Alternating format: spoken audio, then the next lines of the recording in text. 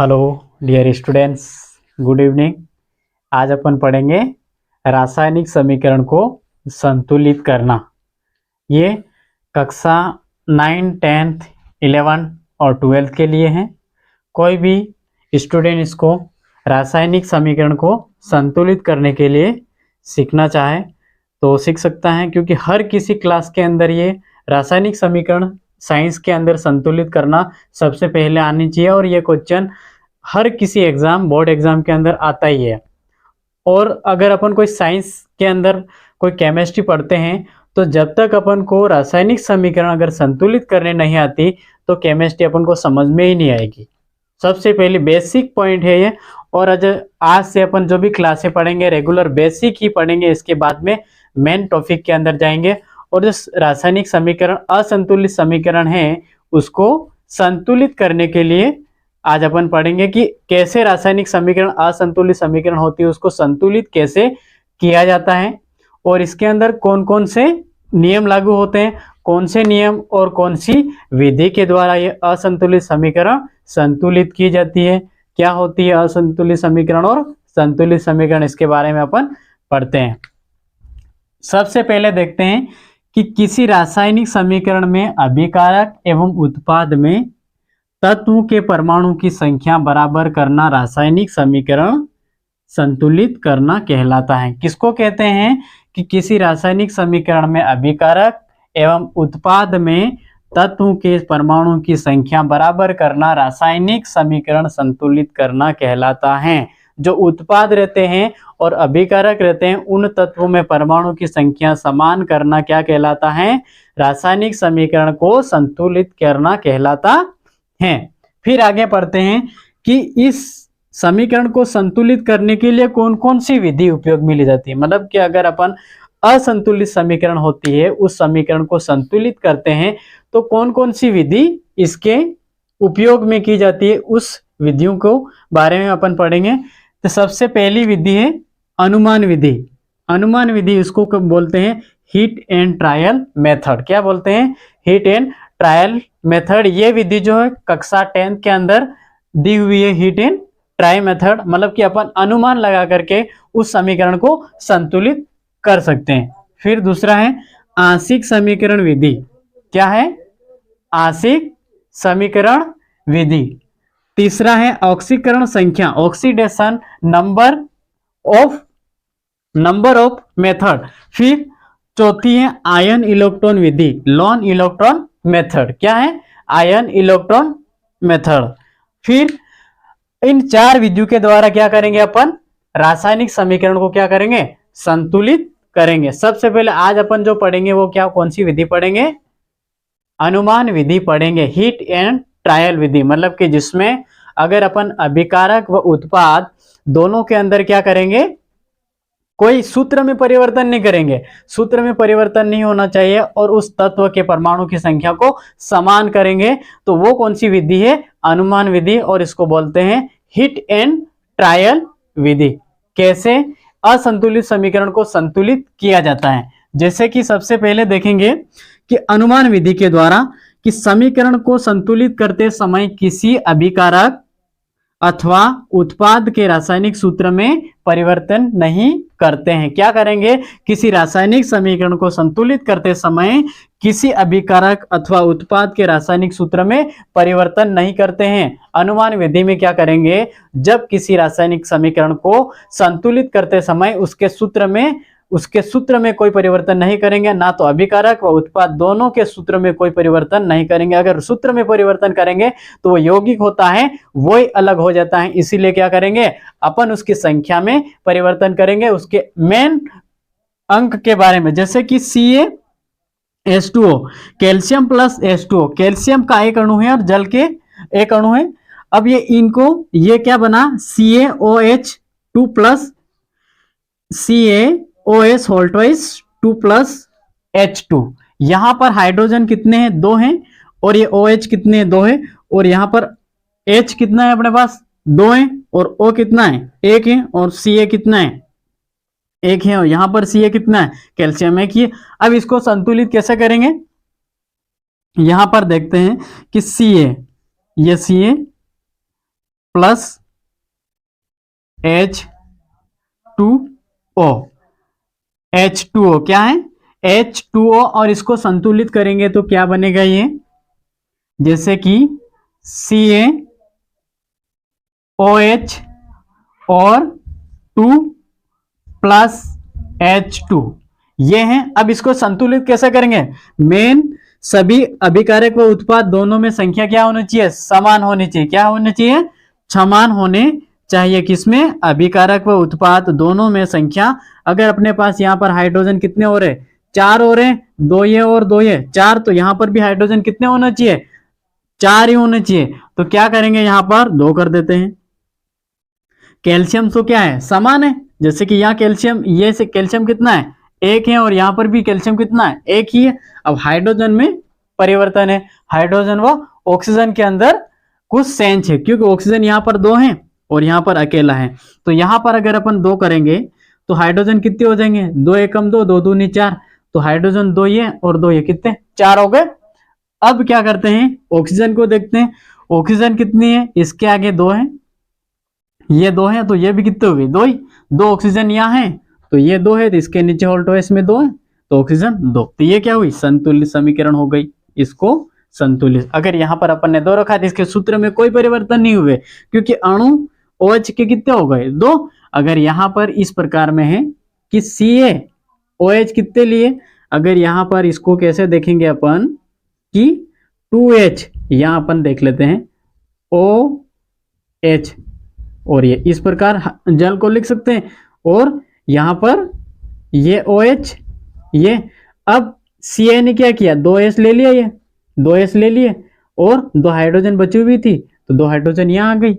ये हो गया अभिकारक व उत्पाद दोनों में समान परमाणु की संख्या हो गई। अब आगे देखते हैं, अगली अभिक्रिया है वो क्या है? Al4C3 plus H2O, AlOH3 plus CS4 ये है। अब इसको कैसे संतुलित करेंगे? देखो, कोशिश करना आप खुद भी कि कैसे आएगा। अब यहां पर देखेंगे Al, ये Al4C3 प्लस H2O ये है ना। अब क्या हो जाएगा? Al कितने? 4 करने पड़ेंगे, क्योंकि यहां पर भी 4 है। तो देख लेते हैं Al और OH ट्राइस CH4 ये है ना। अब क्या करेंगे?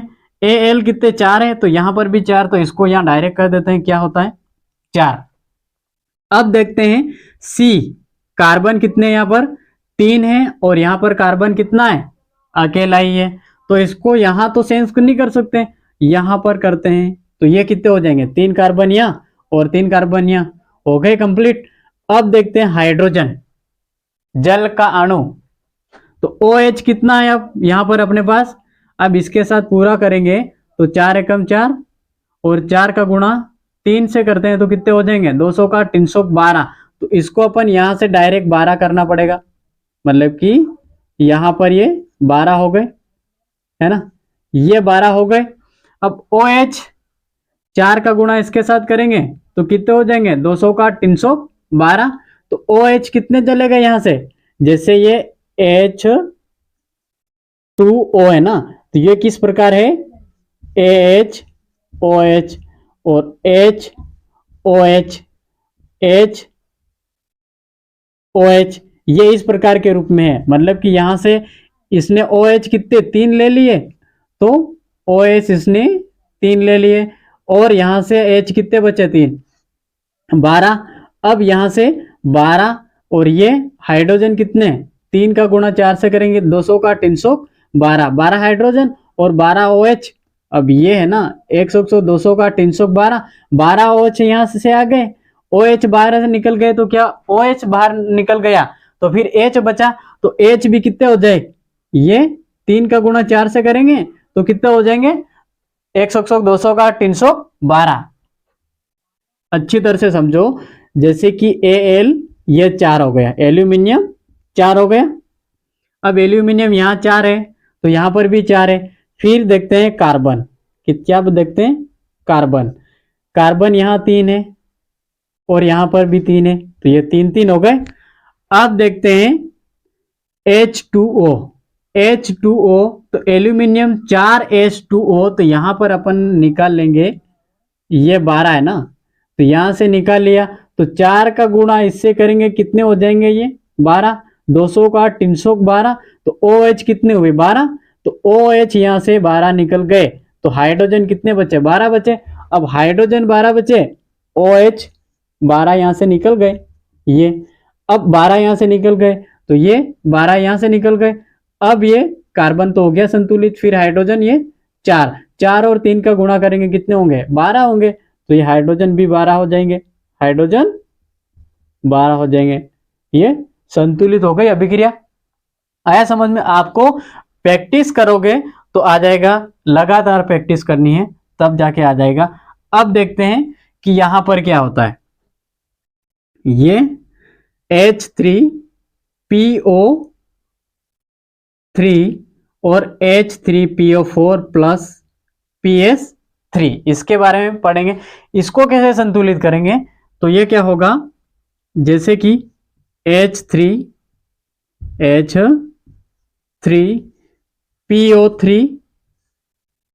H3PO4 प्लस PH3, ये अब क्या करेंगे, यहां पर 3 है, 3 हाइड्रोजन यहां पर है और 3 हाइड्रोजन, 6 हाइड्रोजन यहां पर है।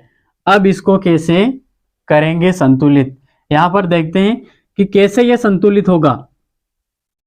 थोड़ा सा दिमाग लगाएंगे तो हो जाएगा, क्योंकि यहां पर कितने 3 हाइड्रोजन है और यहां पर कितने हाइड्रोजन है 6 हाइड्रोजन है, 3 ये और 3 ये, तो क्या करेंगे, ऑक्सीजन देखते हैं, ऑक्सीजन क्या होता है, यहाँ पर 4 ऑक्सीजन है और यहाँ पर 3 ऑक्सीजन है, तो 4 ऑक्सीजन है और 3 ऑक्सीजन है, तो सबसे पहले अपन देखते हैं कि क्या होता है, ऑक्सीजन को कंप्लीट संतुलित करते हैं। ऑक्सीजन क्या होती है, जैसे कि सूत्र में परिवर्तन नहीं होना चाहिए, तो H3PO3 और इसको देखते हैं तो ये हो जाएगा, क्या होगा, इसको देखेंगे तो 3PO4 प्लस PH3।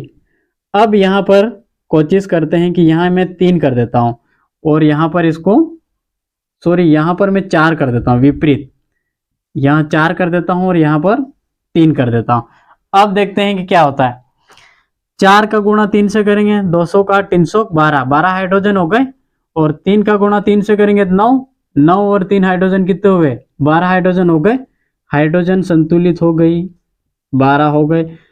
फास्फोरस देखते हैं, P3, ये 4 है ना, तो फास्फोरस कितनी 4 है और 3, ये 3 और 4 और ये 4 हो गए, 3 P कितने हैं यहाँ पर 3 है, 3 और 1 4, तो फास्फोरस भी क्या हो गया संतुलित हो गया, 4 हो गया।